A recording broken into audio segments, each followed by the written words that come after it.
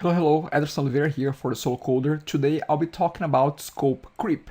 So I could not finish my 100th ramble before I talk about scope creep because it's such a big topic in our coder's life as employed or as on your solo coder career.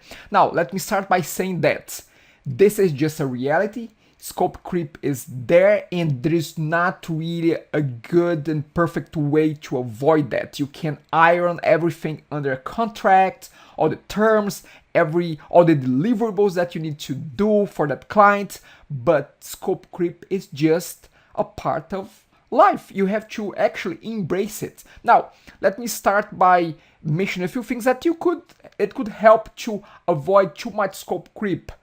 Like what I do, I actually, when I talk to clients to gather requirements, I usually don't ask them to list them out to me. I usually have a good conversation and I record that conversation.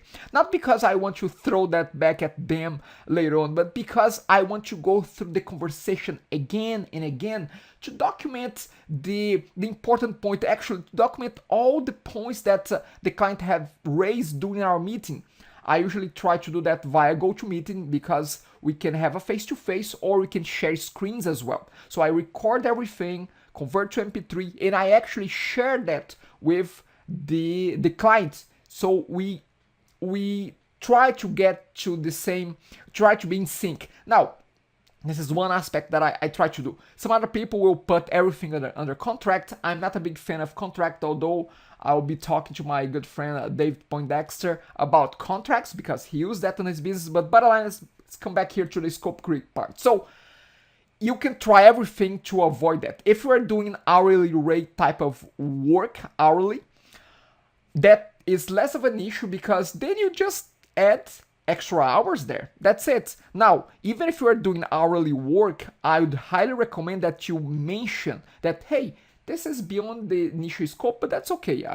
We can just keep going here, but mention that because otherwise they may have the expectation that the client may have the expectation that it was supposed to be, it was already built into the initial estimate that you may have given to them.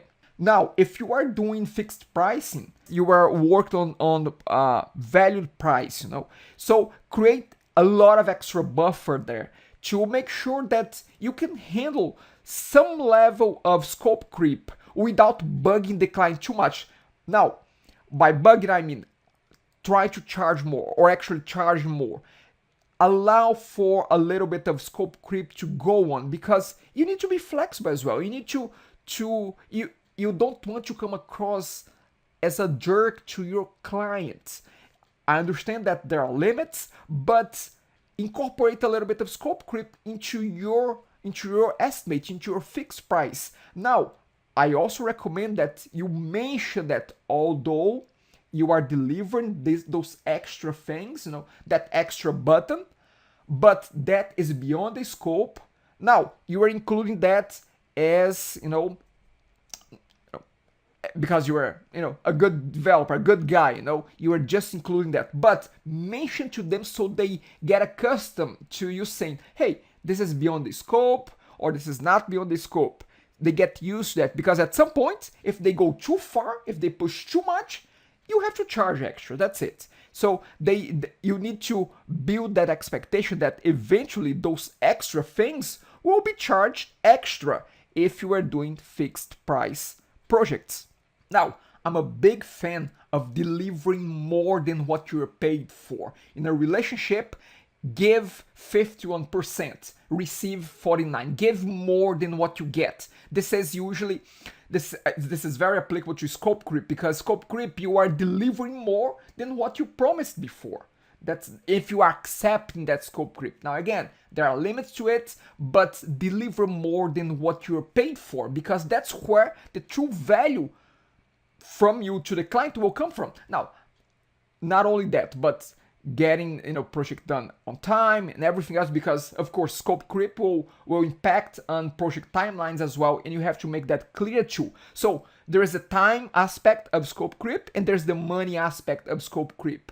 So hopefully you can manage both of them and you can make things clear to your client time-wise and money-wise as well once they are pushing too far. But again, embrace scope creep as a way to get to know the client better as well, and build a partner there, build a good, long-lasting relationship with that client. That's it. Embrace scope creep.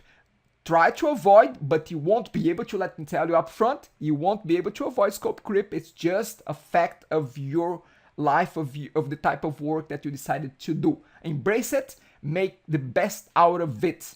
That's it. End of this ramble. Stack peeps, let's keep talking. Question: what do you do when you face a scope creep situation? Do you go in fighting mode with your clients? Do you accept that passively? How do you handle that? That's it for now. Thank you very much and bye.